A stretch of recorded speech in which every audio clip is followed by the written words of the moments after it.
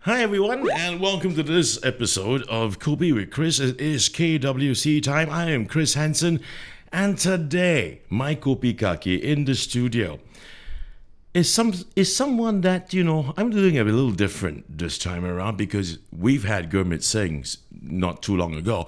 But today I've got myself someone who is very popular or became popular for a particular line. But I feel that he's been completely misunderstood, maligned, misjudged. You will know him by this line. If you give me 35 seconds. Know who the guy is? I have with me in the studio, Benjamin Tan. Hey, Chris. Welcome to KWC, Ben. Thank you. Thanks Can I for call having you me. Ben? You can call me Ben. All right. You having coffee, yeah? Yep. All's good? It has Still to be- nice and warm? It has to be coffee because it's coffee with Chris, right? Oh, yeah. I wouldn't go coffee. That's too atas. I will go Kopi. That's Okay, even better. Kopi. Let's There have you Kopi go. then. Yeah, we are having Kopi. And you're the guy that everyone tried to cancel. Everyone? Because somehow, everyone. Almost everyone except my wife. That's a very, very good comeback. Almost everyone tried to cancel you because apparently some people were very annoyed by your marketing campaign. But right now you're an e-commerce extraordinaire. Is that how you would describe yourself as well? I would probably describe myself as a practitioner, not an extraordinaire. Oh, okay. Yes, it's just someone doing it, and I happen to be teaching others how to do it. Okay, so the humility factor is now coming into the studio. Ben. Let's start here. Okay, that's what I intend to do. Since you said that, it is usually my habit to ask my Kopi Kaki to take over the microphone and give yourself an introduction Okay. in the way you want to put it. Camera is yours. How long am I given? Wow. More than 35 seconds? You can have all the time you want. Go ahead. So maybe a quick introduction. I'm Benjamin. You can just call me Ben. I think a lot of you guys know me as the 35 seconds guy. But I'll probably just describe myself as a pretty ordinary person. I'm married. I look quite young. But Yeah, you do. do you even know how old am I? No, I don't. I'm going to ask. Don't Yeah. worry. But go ahead, please. So I'm turning... I like to say that I've been 21 for the last 15 years. Fuck, that's me. Okay. Yeah. So for you, it's about 30 years ago. Thanks very much. Everyone knows my age, so it's fine. Yeah, so I'm 36 this year. I've been married for okay, let me get this right. If not, if my wife watches this, I'm in trouble. Let me see. 7 years. Yeah, Are you sure not? Yeah, very sure. I'll give you another chance. Count again. 2014, 26th of Jan, 2014. Yeah, I'll never forget the date. Okay. I made it easy because it's my wife's birthday. Okay. Yeah, I try Clever to keep guy. I try to keep it simple. So married 7 years, I got 2 kids. Okay. And I happen to be doing e-commerce and also teaching e-commerce. So that's about it. Okay. So you teach e-commerce as Yes. well. Today you're here on my show because I want to give the audience a little bit more context about why you're on my show. Why am I fascinated with you and the journey that you've had since that first fated video. So you're a relatively successful practitioner. Would you say that at least? I think success is relative, but yes, I would say to a certain extent, I've achieved results that I wouldn't see myself achieving 5 years ago. That's for What sure. were you doing before this? Wow, lots of stuff. It depends how far back you want to go. Okay, let's just go back to the last one prior to your current one. So prior to e-commerce, so when I say e-commerce, I'm talking about selling on Amazon. So before selling on Amazon, I was actually doing 2 things concurrently. So I was running a brick and mortar business, and I was also running some kind of a education consultancy business. So you've always been very enterprising, it seems. Everything. So in fact, people like to say that I'm an opportunist, but I would like to say that I kind of flow. So I flow like water. If there's an opportunity I see, I will go for it, and I will just commit there for a couple of years. But when people call you that, when people call you an opportunist, do they say that or make a remark like that because they on a negative rather than a positive?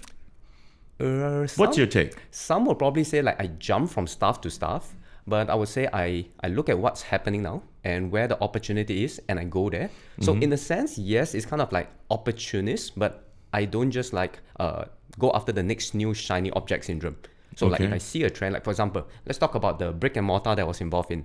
Right. So I started this escape room concept in 2014. Which one? Escape Hunt Singapore. Have you tried it? I've gone for I was invited for 2 different escape rooms experience. So in Singapore back then, when I first heard about it, I didn't hear it in Singapore. In fact, I heard about it in Bangkok, and that was like late 2016, I believe, November 2016. No, November 2013. Sorry. So I first heard of this concept, and I tried it in Bangkok, and I liked it so much that I think on the second day when I was in Bangkok, I decided to bring it back to Singapore. Okay. And I had no idea, like, were this concept a popular thing in Singapore back then. Right. It was just something that I liked, and I thought that Singaporeans would like it as well. Yeah. So I just took it back, and when I came back, I started doing my research, and I realized that there were already like 7. By then, Yes. there were 7. There were already 7 when I decided to bring mine back. So mine was supposed to be the number 8th, but when we started it officially, like a few months later, we were the number 13th. Like, unlucky 13. Yeah. Well, what happened to that business? In fact, we did pretty well. So 2014, we did it for about 2.5 years. So me and my wife in the business, we were doing pretty well. We were featured on newspaper for all the right reasons. Okay. And I think eventually it kind of plateaued, and we were like, okay, we are doing well, we are doing fine, but the business isn't growing. Yeah. And for me personally, it's not so much about the money. It's if I find that I'm not growing as a person, I'm not learning anything new, then I've kind of reached the end of my learning curve. I need to go and do something else. Right. Yeah, so maybe that's why people say I'm like always going for the next new thing, because like whenever I hit kind of like the plateau, I like move on. You know, to me, in my opinion, this is me talking, Yep. right? In case I get misjudged or there's a misconception because I asked you that question about how do people react when they actually use the remark opportunistic on you, is because I think being an opportunist is a marvelous thing. I would agree. Yeah, you see something good worthwhile, you go out there, you fucking get it. Like Bitcoin. Never mind, let's not go there. Yeah, right. That's a story for another day. Because if we go into that, I'm going to go, oh, fuck it. Yeah, right. So, this whole brouhaha that blew up over that first video, there is a perception that what you're selling, what you were selling, if you will, was a get rich quick scheme. When perhaps it could actually be, convince me, okay? It could actually be a get rich scheme, not a get rich quick scheme. So, for getting rich schemes, it takes. Let me just say this. I'm a salesman. I can sell ice to Eskimos. Tried, tested, proven for 3 decades. So I understand where you are coming from. It takes hard work and perseverance, right? And on the platform that you're on, it's sales. And to do what you do, it is not easy. So people need to also understand that hard work and perseverance would be required for any get-rich scheme for that matter. Do you agree with that? 100%. But that's not what people like to hear. Of course, people don't like to hear shit like that. Yep. Yeah. Okay. And why do you say that? So I think if we What's your opinion on that? Why do you say that? So I think if we really zoom out about it, if let's say let's just put it in this way.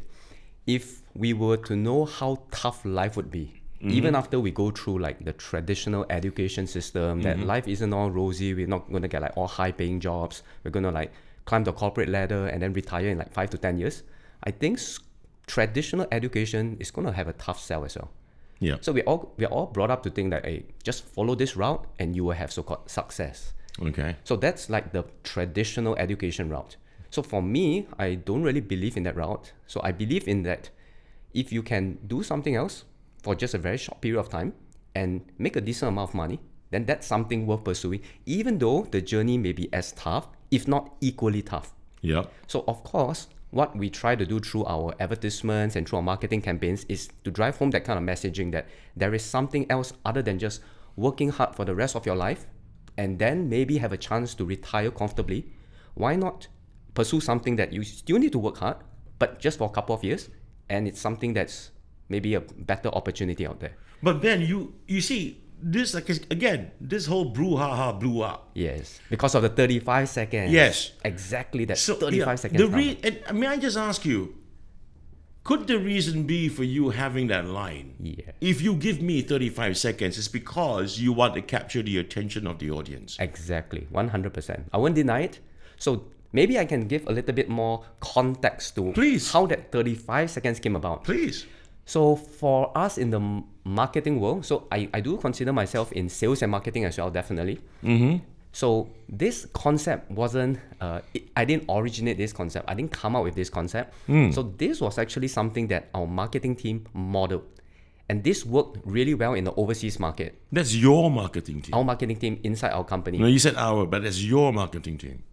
You're the boss, right? One of the co-founders. Okay. So there's another co-founder. He's in charge of the whole marketing campaigns. Right. So he's the one that kind of came up with this idea. So I would say I give him full credits. Yeah, not full blame, full credits for that. Because it kind of worked. Yeah. If not, I won't be on this show, right? So to a certain extent, that 35 seconds thing was more like it's a hook. Yeah, of course. Yeah. Because, I mean, we all live in the attention age today. It's no longer the information age. It's whoever can command the attention can really reap the rewards from that. in a sense. Because you want your viewership, you want your views. So for us, what we want is we just want attention. We want people to just hear what we have to say and then come and find out a little bit more. So you still think Yes. that line is still acceptable, because it's a hook, Yes. but you still find it as acceptable. Personally, I do, because I let the viewers decide. So if they say, hey, 35 seconds, too good to be true, then come and listen to what we have to say. So of course, it's not just in the 35 seconds video, which isn't 35 seconds. I think it's over 2 minutes. So the gripe people had with you was over the 35-second affair. Yeah, they say, hey, you said 35 seconds, I can change my life by having 3 tips. And by the way, I got a lot of flack for that because they said I don't pronounce 3 properly. It's 3. So I've been practicing a lot. 3 tips. No shit, really. Yeah. So I got flagged for everything. My accent, the way I sounded, and the way I said 3, like 3. So now I learned 3. So they said they learned 3 tips, but not within 35 seconds, like 2 minutes, it didn't change their life. I mean, come on. That's just a hook. So basically, they took issue with the 35 seconds announcement that you made, which didn't happen in 35 seconds. They took issue with that. Then after that, they decided to dissect everything else and fuck you over. Yes. And I would say probably the main reason wasn't just the ad. If they saw it like once a week, twice a week, a couple of times a month, I think they will be more tolerating. I think, but when you see it like 3 times a day, when you wake up, in the middle of the day, just before you go to sleep, you start having some nightmares. Okay, Ben, how many people do you think? I mean, but was there really a good size amount of people who really went after you for the dumbest things for this? Yes, definitely. A good number of people. A lot of people. I got hate messages every single day on Facebook, What the fuck? Instagram. But obviously, these are people who don't know me. All the people that knows what we do, especially people in our community, they are super supportive of our messaging. And in fact, a lot of people in our community, I'm talking about our students, those who actually came and learned and got results. They said, if not for these 35 seconds, they would still be stuck in a full-time job. They wouldn't even have started selling on Amazon. Okay, I didn't invite you here as a representative of the company you work with. Okay, I mean, I'm not doing that. You're not sponsoring my show. You're not advertising on my show. Not that I know of. Not that you know of, okay? Though you can always do that, but never mind. At this moment, you're not. So I didn't invite you here to do a sell on your business, okay? I really want to find out what the hell happened. Yep. But one thing you must know about me, and my fans, my viewers, they are very well aware of the kind of person I am, and one very important facet about me. I fucking hate bullies. Okay? I hate them. I think people who dox others, people who go out there and malign and You know, just to have the shits and giggles. They probably have an orgasm just doing shit like this on a fucking daily basis. I hate these kind of people. They're fucking bullies.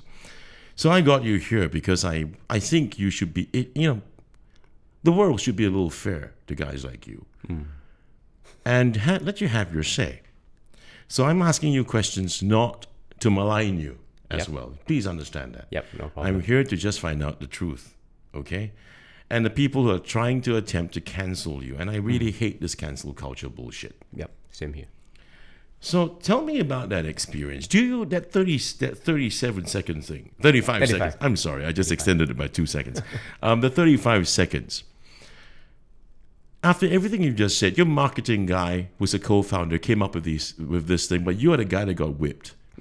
And all the screwing that you've been getting by all these people out there, having experienced that, do you have any regrets at all about that one-liner?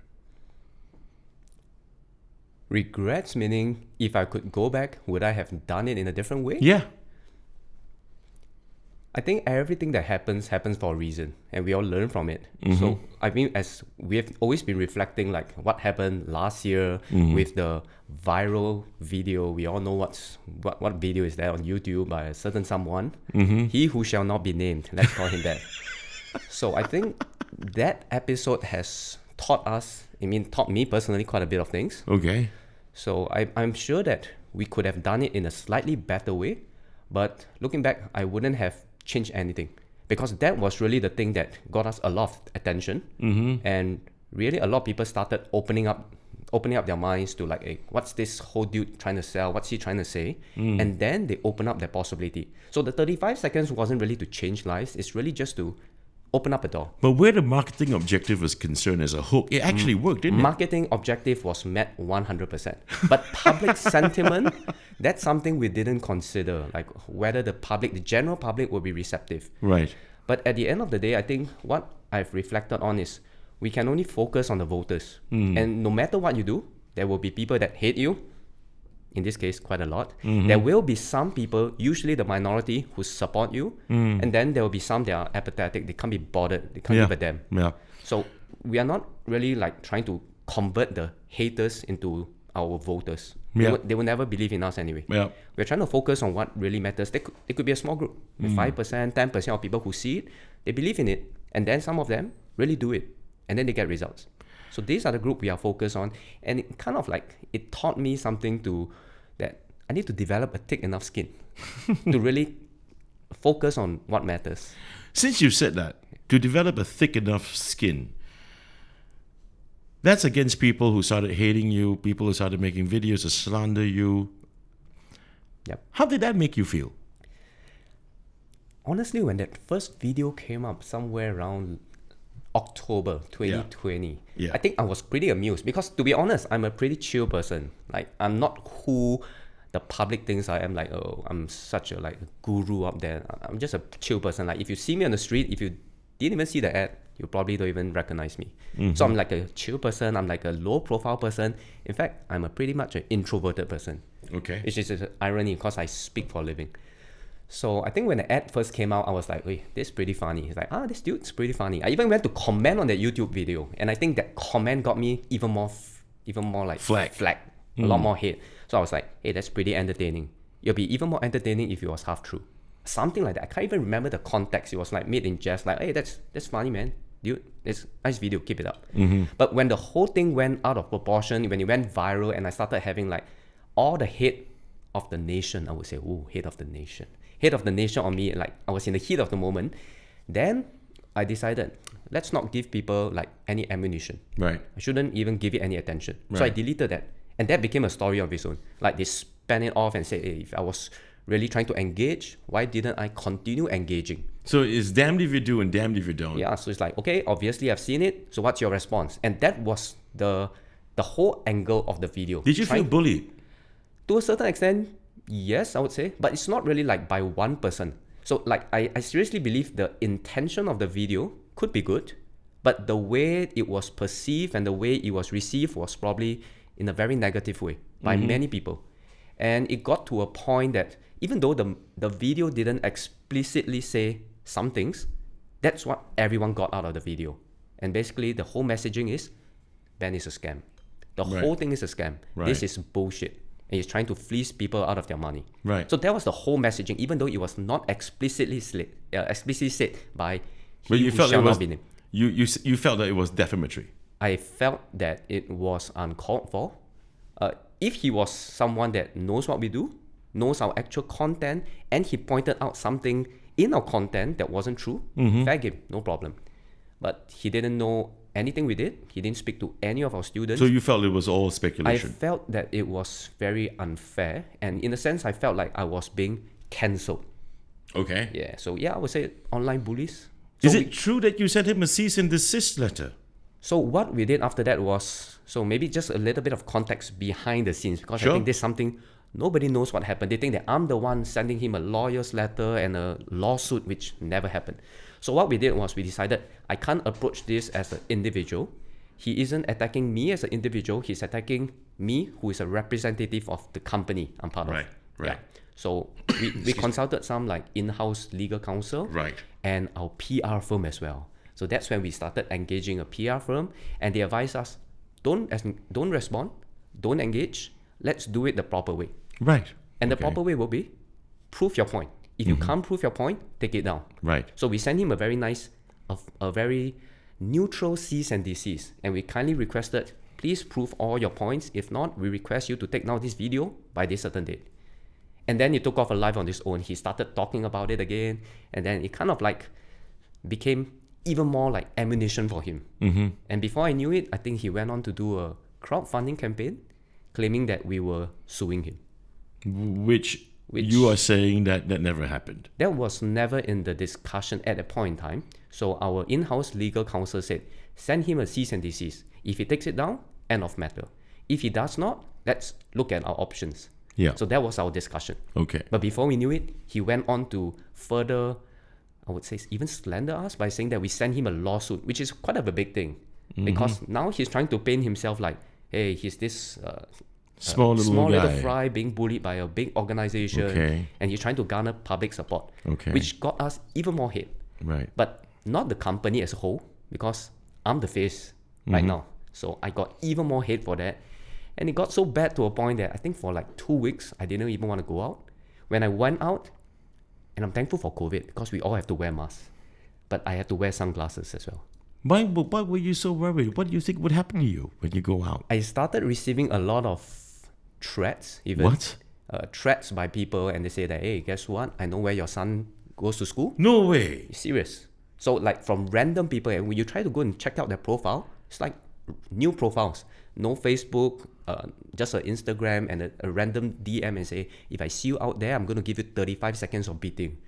All kinds of stuff. So I got like really? 5 to 10 threats a day for a very long period of time. No, this is serious, man. Yeah. I mean, it's reached a stage where life was being threatened. Yeah. Life and limb. So it's like my son, and it's like history. So I post about his stuff on Instagram, Facebook. So when that happened, I felt, hey, things are getting out of proportion. I privatized all my accounts for like 2 weeks, barely went out. Oh, fuck that. Yeah. So He's that a was 3-year-old kid. Yeah. And they threatened a 3-year-old kid. Not directly. Of but course. I know. It indirectly. doesn't matter. It's still a fucking Indirectly, threat. yeah. So did you make police reports over this? I was advised to make a police report, but we didn't because we wanted to see like how this would develop. So we started engaging with he who shall not be named. Right. Yeah, so we started speaking to him, and like we gave him some context. And I think initially he was like really happy we finally reached out to him, because it kind of also got in his neck a little that he could be in over his head. Like things are escalating. Right. And our community also started stepping up for us, because Right. before that they were like a bit silent. Okay. And understandably so, because some of them started speaking, like replying to comments on the YouTube videos, but they immediately got shot down. They said, hey, you guys are just paid actors. You say you've been to this, you got results. No, I don't believe you. And they got all sorts of shit, and they're like, what's the point? It's like, why are you trying to convince these people who will never be convinced anyway? So it got so bad to a point that we decided we want to really just focus on our community. Because when things like that happen, they kind of start losing, like, I would say losing faith and losing belief in like us and our community. So we started rallying them together, and we just gave them a very transparent update. We told them, this is exactly what happened, this is what we discussed, this is what we have done, and this is what we're going to do if this happens. So did things lighten up after that? Yeah. After doing all this? So after we did that and everyone was aligned, then we started seeing all our supporters come out and say that, guess what, this 35 seconds was the best thing that happened. It's like it changed my life. Today I'm a full-time salary. Don't believe, here's my results. And at the end of the day, results speaks.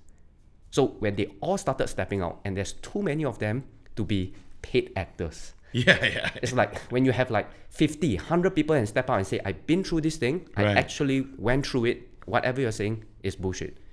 And then the public started thinking about the situation, and I started seeing the tides reverse. So it happened really quickly, and the moment we sent out a article, a press release, which Right. was quite strategic as well, and we said that we will not like be bullied. We will stand up to online bullies, which is what we felt was happening. Yeah, definitely. Yeah. So we said we will not be bullied. And then when people started really assessing the situation, like what's his end game? They realized that his end game was probably just attention as well. But he was trying to gather it through a negative way. Yeah. Yeah, I mean, like there's two ways to build the I tallest know where building. you're coming from, yeah. Yeah, it's either you build your building there the hard way, putting in the work, adding value, or you can tear others down. Perhaps that would be the So case. he was probably choosing the latter route. We were trying to do it the real way. And eventually people started asking, what's his intention? What's his end game? Say, you said this is a scam, you said this is this, where's your proof? And he had nothing.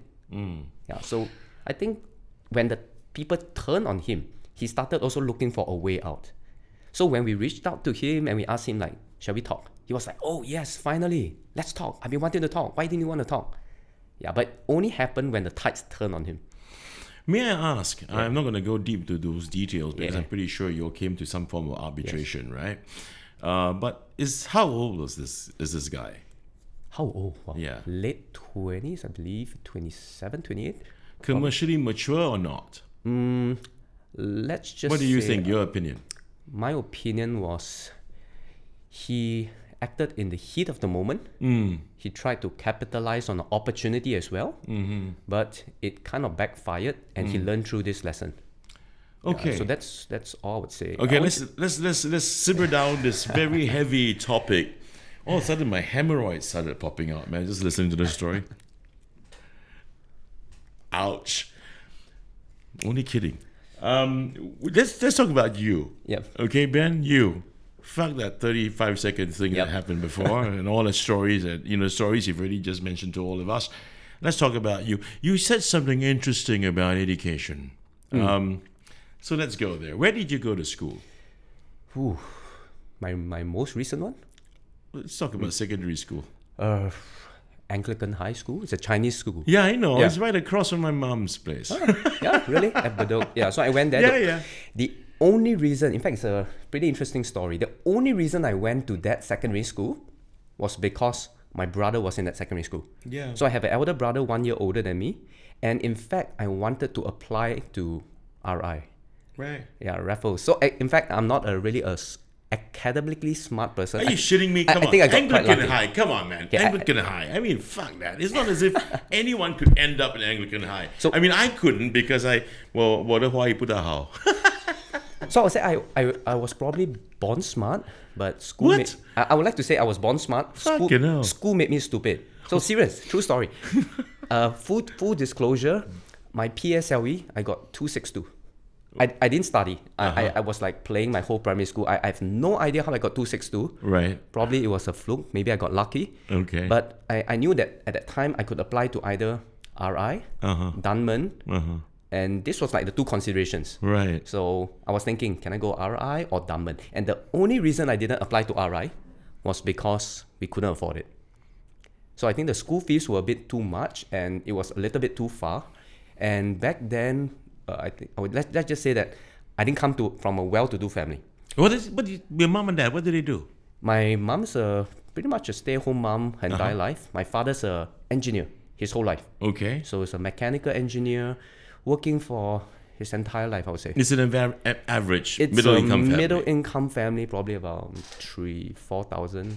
Yeah. No idea, probably didn't ask, but a couple of thousands. So Okay. we got by for the early part of my childhood. Okay. But late 90s, Asian financial crisis. I think everyone, 97, 98. 97, 98. A lot of people lost a lot of money, my dad included. So he lost a couple of $100,000, went heavily into debt, couldn't pay the debt after a few years. So we declared bankruptcy. And I was growing up in a bankrupt household till I was like 25. Wow. So the main reason why I couldn't go into like a good school was really we couldn't afford it. And my mom said, I know you want to go here, but you know, this school is not bad. It's near. Your brother goes to that school. The uniform is free. You can wear his uniform. The textbooks, you can have it hand me down or just erase for you. So kind of I was leading my entire life in my brother's shadow, I would say. Like he goes to that school. He went to AHS. I went to AHS. He went to Catholic Junior College. I went to CJC, Catholic Junior College. I wore all his hand-me-downs all the way till I was 18. I think that's cool. Don't you think that's cool? It's cool if I would say it was by my own choice, but I would say I didn't really have much of a choice back then. I don't know. The perception and perspective I've got is that there are two guys who are siblings and they share everything. And a family that does their best to get by. Yep. I guess that's one way of looking at it. So, yeah, we share the same bedroom. There you go. Yeah. I think that's pretty cool. Are you close to your brother? Yeah, okay. Yeah, we're okay now. I mean, we grew up in a difficult childhood, growing up years, but we had our own different way of escaping. So we escaped through like the virtual world, computer games. So that was what you were into in school? Yeah, primary school, secondary school. So that's why I say I'm not an academic person. Like after school, I'll just go home, play games. And I have no idea how I like barely scraped by school.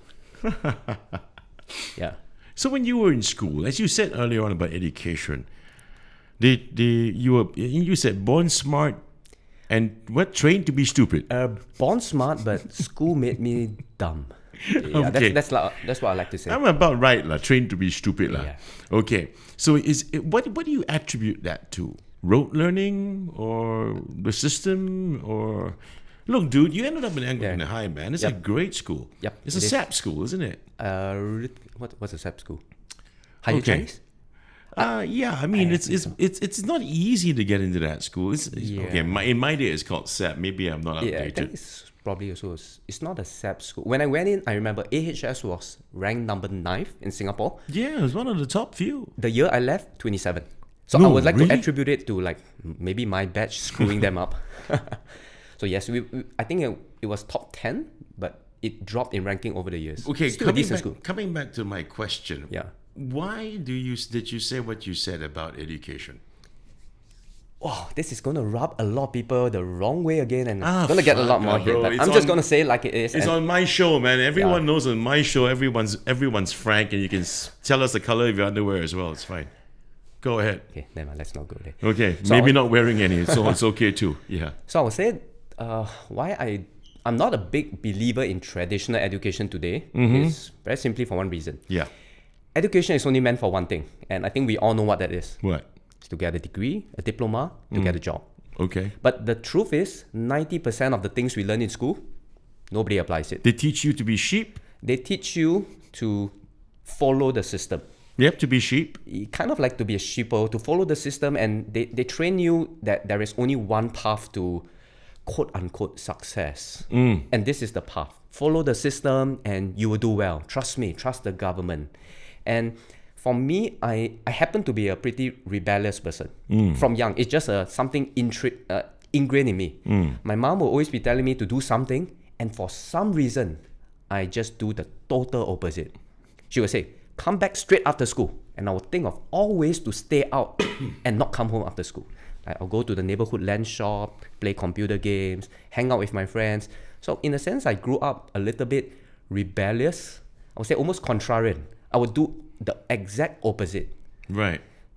Because I just didn't want to like conform. I don't know if it's a good thing or bad thing, but I think it kind of trained me to start thinking of other ways to achieve a similar outcome. Right. So when I went through the traditional schooling system, so I started really thinking about this seriously in my late teenage years. So like probably 16, 17, when I was in like JC, secondary 4 JC, and I started really thinking, what do I want to do after JC? And then I was asking all my friends, and they say, oh, I want to be a doctor, a lawyer. And I asked myself, do I really want to do that? do I want to be like an engineer like my dad for like the next 30, 40 years?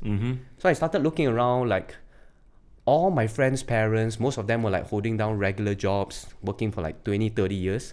Most of them weren't doing that well. So I started asking myself, if I were to do exactly what most people do, where is that going to bring me?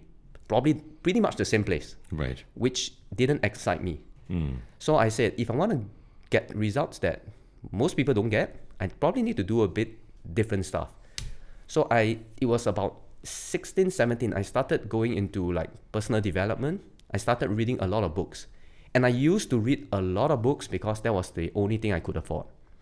I would go to the library, I would just stand there for hours, read books. And that was what I did for like many years when I just started. So the first book that really shaped the way I thought was Rich Dad Poor Dad. Robert Kiyosaki. Yeah, it's one of the first books that I picked up that I can remember that really made me have a shift of thinking. And there's many books since then, but that was really, I would say, the starting point. Where you learn cash flow. Cash flow quadrant. And I loved it so much that I remember I even went to join like, so back then there was like Yahoo groups or something like that. Yes. Like way back. I don't even know if there's Yahoo groups today. So I started going Yahoo groups. I was trying to find like Cash Flow 101. There was those board games. Yeah, the came out board with. games, yes. So I wanted to join like a Cash Flow 101 club because I couldn't afford to buy the board game. It's pretty expensive. Yeah. So I wanted to join it because you get to play for free. Right. So I still remember when I was like 17 or 18, I started going to like this kind of meetups just to network, get to know more people, and play that game. And I started meeting different people from different walks of life. Right. Some of them still pretty young, like in their 20s, but doing like phenomenally well. So I started asking them like, hey, what do you do? Do you like have a good education, good degree? And most of them say, screw that shit, man. I dropped out of school. So you didn't pursue a degree? So I kind of still did, but for 1 year. But you didn't get a degree? I have no degree. I have no diploma. In the eyes of society in Singapore, I would say I'm uneducated. A levels, that's the highest I have, which isn't really recognized. So whenever I fill up like credit card application forms, there's no A level. The highest one is O level, then there's ITE, N levels, there's like the diploma, poly, and then there's like degree. And I have none of that. Hey, don't worry about it, man. Between the two of us seated here having Kopi today, I'm more lowly educated than you. I'm a 4 O level holder. O level? Yeah. That's the same as me. I mean, I have A levels, but that's not really counted in Singapore. Yeah. Okay, we're about the same. So we're actually quite smart. I would say so. I would like to think so. Street smart is more important. So you were saying that you've learned Yep. that you've got to do the things that other people don't like to do, fear to tread, Yes. because people are too afraid to go down the road that's so less traveled Yep. in order for you to find the kind of success that's in your mind, correct? Yep. Yeah, my mantra has always been, always learn to like to do the things you have to do, provided you know why you're doing it. Yep. So yes, I can see where you're coming from. Let me ask you one more last question about your youth. What's your wildest story from school back in the day? School. Let me think. Wildest story. Yeah, wildest story. Probably in university. So I did script into NTU. I got in with not a very decent grade. I would say semi-decent, BBC. Okay. Yeah, so I kind of wanted, I told myself that if I were to ace my A levels, I would probably go study law. I wanted to be a lawyer in the past. Who didn't? So I said, nah. Anyway, that's past. So I said, if I were to go into law school, I'll be a lawyer. But thankfully I didn't. Yeah. So I script through BBC. And in fact, I wanted to study business. Right. But the only thing that I was allowed to study was actually an engineering course. So when I say allowed, because I actually signed on in the Air Force. So they said that there's a certain quota of people who can study engineering and business. There's like a majority are engineering. So I could only apply for engineering course. So I applied for the only thing that interested me back then, computer engineering. Right. Because I thought computer, I can like be on the internet, play games and kind of shit. So that was the only reason I applied for computer engineering. No idea what it was about. And when I went in, it was about programming. So I hated it so much. So I think the only interesting thing I can remember in my university days, which wasn't very long, 1 year. Yeah. I was only there for 1 year and I dropped out, was the end of the year. There was like some kind of a programming assignment, and it was like I have no idea what, JavaScript, C++. It was so complicated. I think it was complicated because half the time I was skipping all my lectures. I was like in my room just like playing games. So anyway, that's the rebellious side of me. So I remember that I was given a very complicated assignment, and I didn't know how to do it. And I didn't want to ask my friend. And just about that time, I remember I read this book by Tim Ferriss, 4-Hour Work Week. And I learned this concept called 80-20. 20% of the things you do will get you 80% of the results. But he was teaching it in a good way, like in the business world. So I started thinking, how can I apply this 80-20 concept to my assignment? What is the 20% of things I can do to get the end result without doing the damn assignment? Right. So I started learning, taking a leaf from his book, and he taught very heavily on this concept called outsourcing. Okay. So I took it kind of the wrong way, and I started asking myself, who can I pay to get them to do the assignment for me without doing it? Get the fuck out of here. Yeah, that's me back then. Yeah. So anyway, I went to this site called getafreelancer.com. Now they rebranded, it's called freelancer.com. So back then it's called Get a Freelancer. And I posted assignment. I said, guys, I have this programming homework I need to do. I have no idea how to do it. So this is what I need to do. This is the input, this is the output. Who can do it for me? And I made them bid for my work.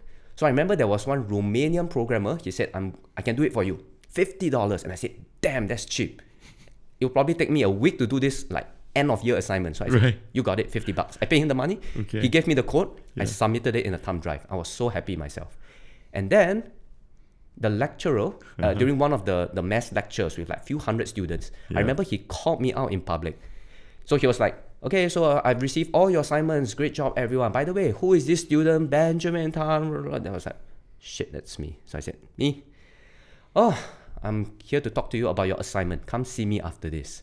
And I thought, shit, something is wrong. So when I met him up in his office, he was like, damn, that's the best code I've ever seen from a year 1 computer programming student. Can you explain to me, where do you learn this from? And I was like, Okay, foot in mouth. I was like, shit, what the hell did I submit?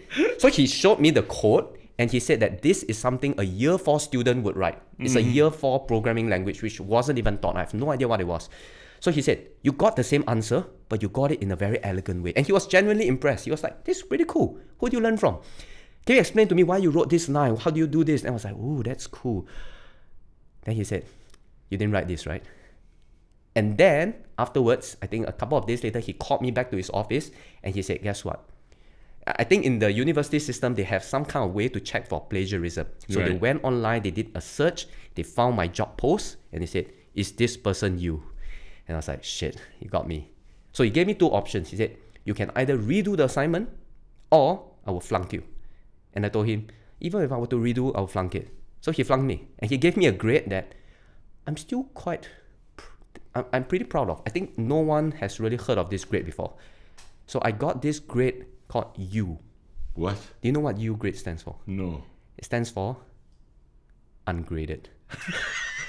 So it's like we have A to F. I got U. It's like way below the alphabet spectrum. It's so not bad. You didn't get an F, you got a U. I got a U. So U is ungraded. It was so bad that he didn't want to grade me. It's like basically you're way past flunk. So he told me, you got to stay back 1 more year. Okay. And I didn't want to do it all over again. So that's the reason why you decided to get the hell out of university. So a lot of people, when I tell them that, hey, guess what? I dropped out of school. They all think that I'm like some super smart dude like those like Mark Zuckerberg, Bill Gates, dropped out of school to start the next Facebook. But in fact, I dropped out of school because I was dumb. So I don't think you were dumb.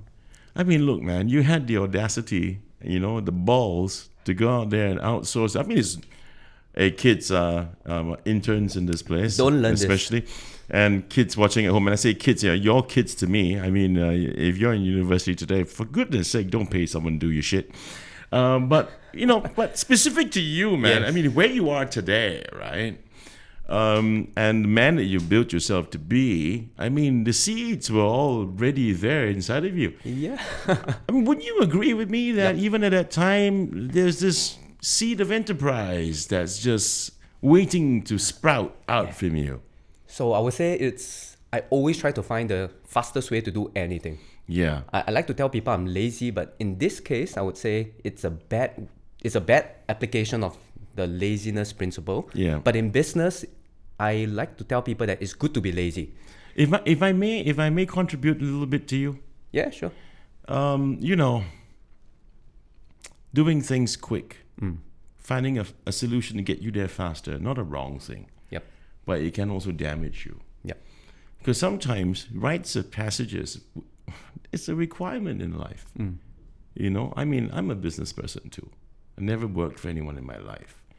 So what I've learned in my 30 years at least is this, that sometimes there are no shortcuts. Yep. And sometimes when we're fighting a fast, quick game, we're looking for a shortcut. So that's me, I mean, I'm just saying. Yep, You totally agree. Doesn't have to be gospel, just contributing. Let's get back to your career. So after you left the university with a wonderful grade called ungraded, Yep. what did you do? Wow, that was like 2010. That's not long ago, man. It's just 11 years. Yeah, but it feels like a lifetime. So I think, I think I left pretty much without a plan, to be really honest. And the funny thing was back then, I kind of just got together with my first girlfriend, in fact, and today she's my wife. So we kind of got together in university, and then after I got together with her, shortly afterwards, I dropped out. So she was like, oh shit, what did I just get myself into?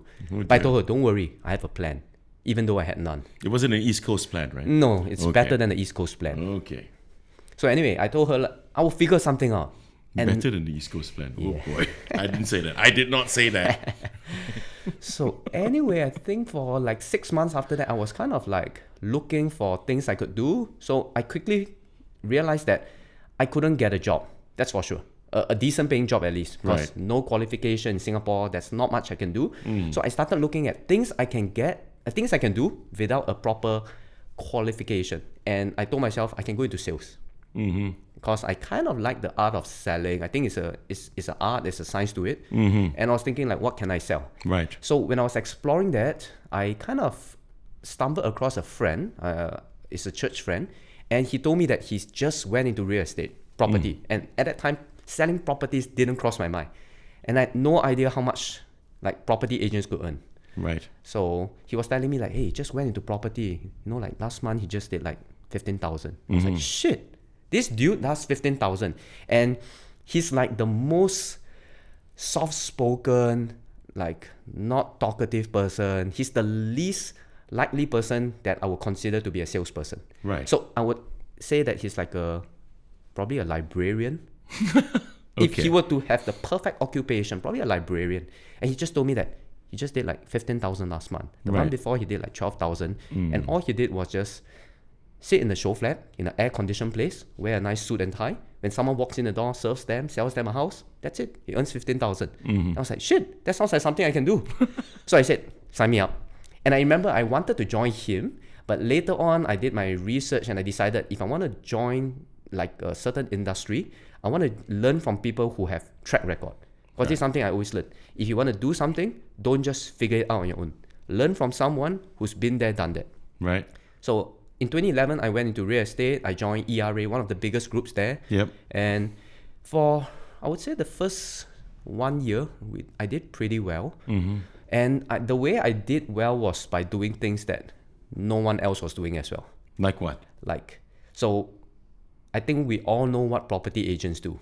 Okay, at least back then. So when I started, it was like 10 over years ago. And the way of doing prospecting, finding customers, is pretty much the same. So maybe I ask you like, what's your understanding of like the real estate, property industry, maybe let's say 10 years ago? 10 years ago, what's my understanding? You want me to get myself in trouble too, huh? Like how do you think a property agent would look for a customer? 10 years ago? Yeah. Well, they'll do all kinds of things in their prospecting. They will advertise. They will go into that property site and they will troll for sellers, right? Then they'll try to get an exclusive. Yeah. And or if not, they go broke. Yeah. Wow, you're quite well versed. My dear friend, I was one of the platform speakers for a major property company Wow, before. nice. Yes. So anyway, back to this. Do not let this demeanor fool you. So anyway, back to when I just entered the property industry. So like everyone was doing pretty much the same thing, throwing flyers, Yep.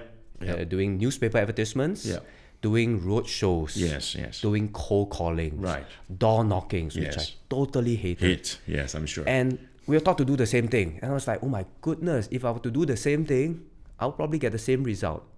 And I said, I want to not do any of it, but still get the same result or even better. So I started asking myself, like, what are the other ways I can reach out to customers? And this was about 10, 11 years ago when not many people were going online yet in the property industry. Everyone was doing traditional prospecting. So I said, since I have a little bit of knowledge of the online world, how about if I were to build websites? And since I don't know how to build websites, I can pay people to build for me for like cheap, $50, $100. Right. I pay someone, build a website for me. I don't really know how to advertise, no problem. I can pay someone to advertise for me and get leads online. So that was like the thought process. And I think for the first 6 months, I did pretty well. And a lot of people didn't know what I was doing. But every month, I'll be winning all the top new achiever awards. So I remember in my first 12 months in real estate, I won the top new achiever award 10 times, 10 out of 12. And the only 2 months I didn't win because we were traveling overseas. For incentive trips. No, like your own personal holiday. I went Right. Europe for 1 month with my wife. Right. So that was the only time. And I realized that, hey, this is the model that works. Go online, prospect for customers. You get a name, you get an email, you get a phone number, and then I follow up through that. Right. Yeah, so we did pretty well, I would say, in our first... Why did you leave? Sorry? Why did you leave? Where did I live? Why did you Oh, leave?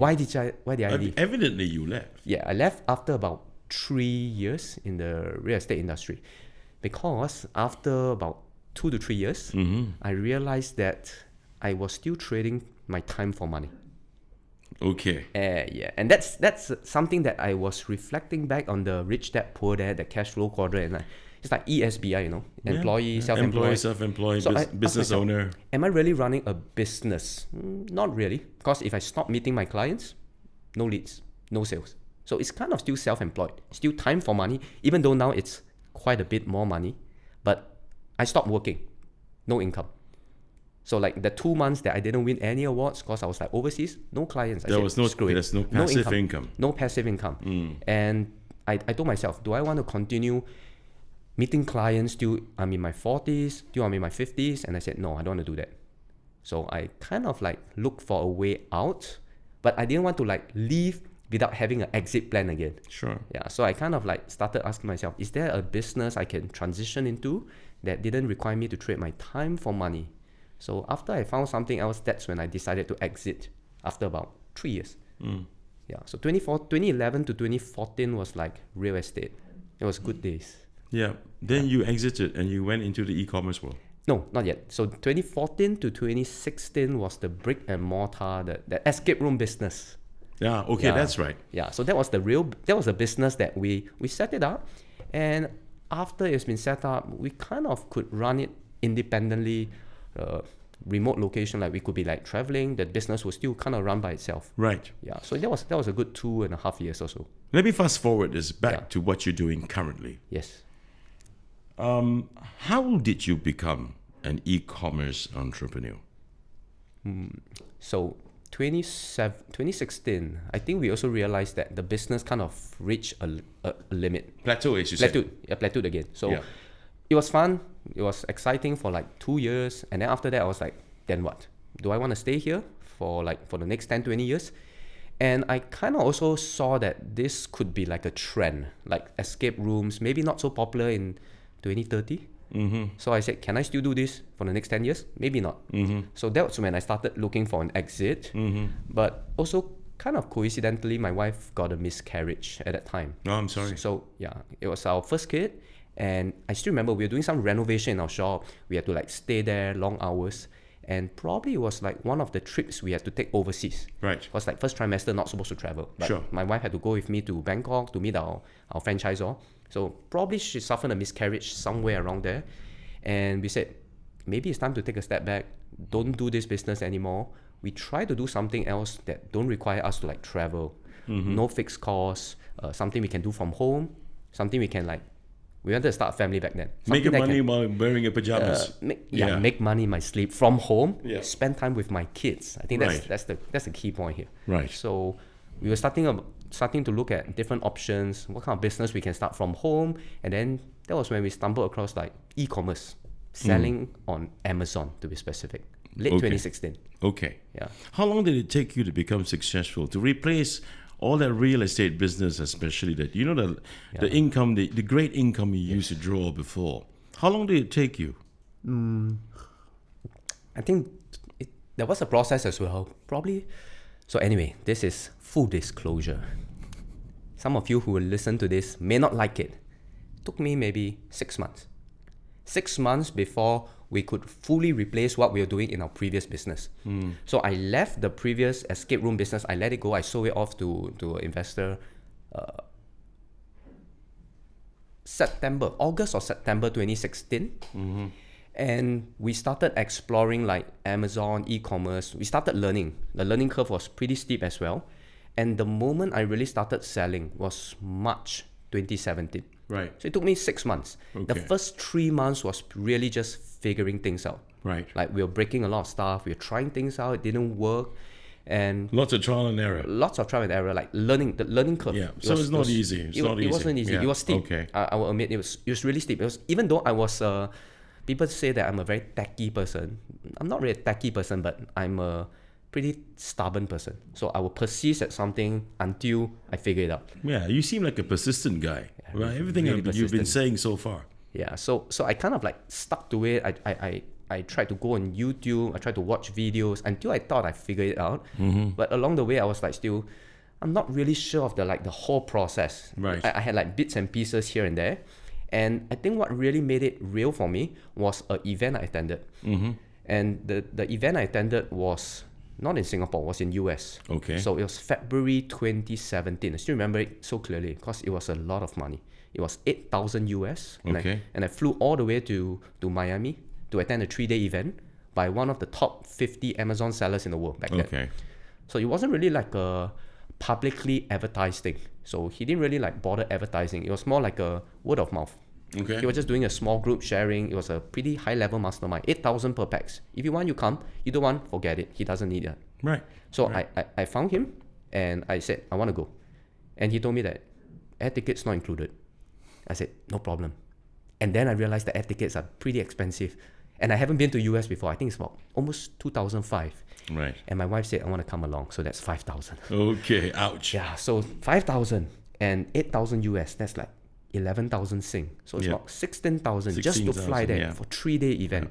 But I told myself, if I want to do it as a business, I need to invest in my education. Right. Because the cost of making mistake in business is going to cost me way more than 16,000. Right. So I said, I flew there, and 3 days, I think that was really the turning point. And he really gave us confidence that this is a real business that can be pursued, that can be scaled. And it's only after I came back and I applied what he shared with me, that's when I really started seeing the results come in, like really shortly after that. So basically, it took you about maybe a year and a half? No, 6 months. So about 6 months of learning late curve. 2016 to first quarter 2017, almost 6 months. But you see, you had to work hard through that learning curve. You had to invest quite a lot of money Yep. to learn even more, right? So that you can get your act together and get things going. So, whatever it is, it's not really a get rich scheme. Then, you've got to really work your ass off, just like anything in life. Yep, definitely. Am I right? It's not a get rich quick scheme. But it is a get rich scheme, provided you're willing to invest Yes, time and definitely. effort and blood, sweat, and fucking tears, Definitely. and plus some money. Yes, Yeah. definitely. It's not some money; it's quite a bit of money, Quite a bit. I mean, like starting any business requires capital. for sure. It just depends on how much. But in this particular instance, it's capital that you invested in yourself. Yes. I would say Okay. the most important investment I made starting out was really myself in knowledge, education. Yep. So, you specifically, if you were to provide me a summary on this particular question, just go for it, yeah? How do you help people? You don't have to give away your trade secrets or give us a free lesson. Just give a brief summary, real brief one. Because this show has got a timer running as well. How do I help people? I would say the biggest thing I help them with is we shortcut the entire learning curve. Because I've been through the tough learning curve as well. Yep. So it took me like 6 months to figure it out. And I've learned from many people since then. And through my own selling experience, what we do is we provide them a very holistic education. We give them the pieces of the puzzle, but more importantly, we also give them confidence that it can be done. We add a lot of context to it by sharing with them not just the success stories, but also the failures. Right. Because I believe that there is as much to learn from mistakes as there is from like successful people. So I share with them not just the good, I share with them the bad as well, so that they can avoid the mistakes. And through it all, I think what we really do is we show them that this is possible as long as they stick to it. And we kind of give them a platform, a community, and that's what we're building here. We're building a community of people who are doing the same thing, who are helping each other, supporting each other through the good times and the not so good times. Right.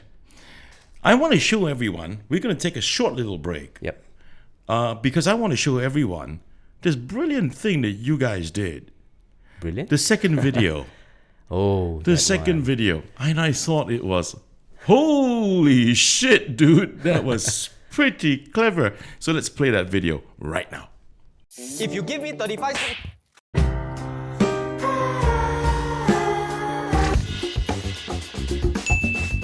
If you give me another 75 seconds, really, I'm going to show you a secret used by some of Amazon's top sellers to generate over 5-figure in sales by selling simple products. Okay, talk me through this one. Who came up with the direction of that video? Who wrote this? What did you do with yourself? So I think somewhere early this year, and that's 2021, depending on when you're watching this video, we realized that we started receiving tons of flack. And we were thinking, how can we turn this negative attention into something positive? So many people are making fun of us. What's the best thing to do? And we said, the best thing to do, treat it with a pinch of salt, take it like a man, make fun of yourself so that no one can make fun of you. So we said, how can we make fun of ourselves riding on this momentum? So you had a fucking cake thrown in your face, man. It's not really like my idea. So we were discussing like as a team, like how can we turn this around for good? So in fact, same thing, the props go to our marketing team, our marketing guy. By the way, his name is Gabriel Wong from Blip Vista as well. So he said, how about we do this like a humor kind of ad, a funny angle, but with the same core messaging. But this time, we make fun of ourselves. I wanted to have a cake in my studio today, Yeah, to I be was honest. like, the but I moment I told myself not to be fucking rude and toss it into your face too. I was looking for a cake when I walked in. Yeah, I didn't see a cake. Is it here? No. So after all this is done, this is a great PR strategy, man. Wouldn't you call that? I would say we turn adversity into opportunity. Fuck lah, PR lah. Okay. Yeah. How do you feel? Do you feel better now after all that? After the second video has been released? I think better, not say better, but I think it gives us a more human side. Because people always see us and they look at us like, hey, that's the irritating guy from YouTube, the 35 seconds guy. So now I have a different persona. Now I'm the 75 seconds guy. Yeah, so we want to make it like, okay, we are a real person. We know how to make fun of ourselves as well, but the messaging remains the same. And I think at the core of it, it's still the same messaging. We still tell people that this is a real business, but hey, we can have fun while learning it. What's your advice, Ben, to others who want to walk down that same road you did? Oh shit, advice. For most people, honest advice, and this is not like some kind of a marketing gimmick. Most people will probably not want to go down the same route. And I say this and I want to contextualize it first. Sure. Because even though our role is like we are educators, we want people to learn and do it. But the fact of the matter is, after I've been in the education industry for like 2 years plus, right, I've come to realize that I can teach people how to do something, but teaching someone the how-to is probably only like 20%. 80% of success in business is the mindset. And it's almost impossible to change someone's mindset in just 35 seconds. Or even through like a full-fledged 3-day boot camp. It's impossible. Because some people have been so ingrained in their way of thinking for like 30 years. 40 years, maybe even 50 years. That's why, in general, the older someone is, the tougher is it for them to succeed at a new age kind of business. And I say new age like an online kind of business. Not because it's tough, because they have been doing the same old things for like the longest of time. Hey, my dear friend, I'm 51 years old. I'm sitting down here behind us with a green screen behind me. Actually, my cabin. Did I just give it away? At the same time, I'm a podcaster and I'm fucking 51, dude. So I truly believe age is just a number, but when I say that, it's like... Doesn't make us not impressionable. Yeah, definitely. So it's like the longer you've been doing the same old things without being willing to step out of your comfort zone, the harder is it you'll be willing to try something new. So basically what you're saying is this. You got to come in with a certain amount of ambition. You got to come in with a certain kind of attitude toward that ambition. Definitely. Right? Look, man, if you can be 65 fucking years old and you can still have that same attitude towards ambition, isn't it? Yep, definitely. I would think so.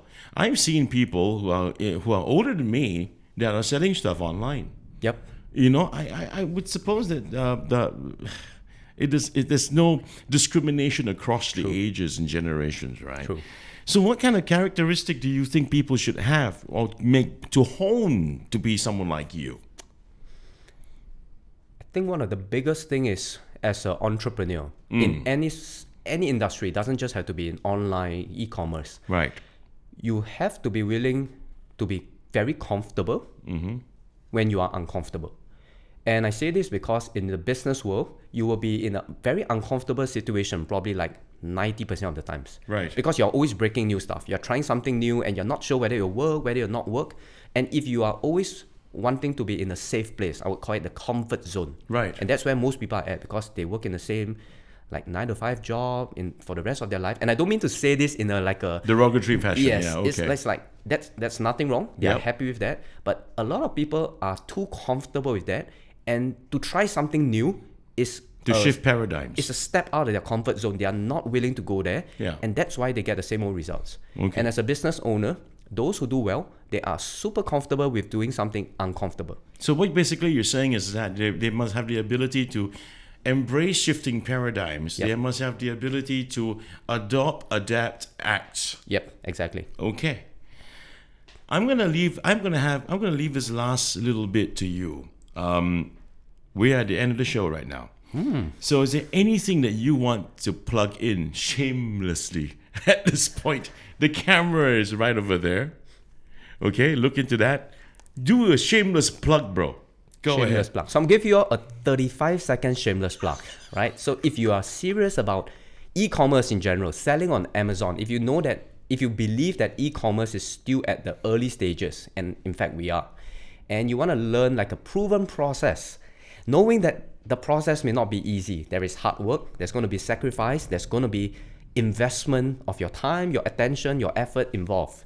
Then maybe you may want to consider coming to learn from us. So at Lip Vista, which is the company I'm from, we provide you a holistic education, and we cover every single thing you need to do in order to be a successful e-commerce seller.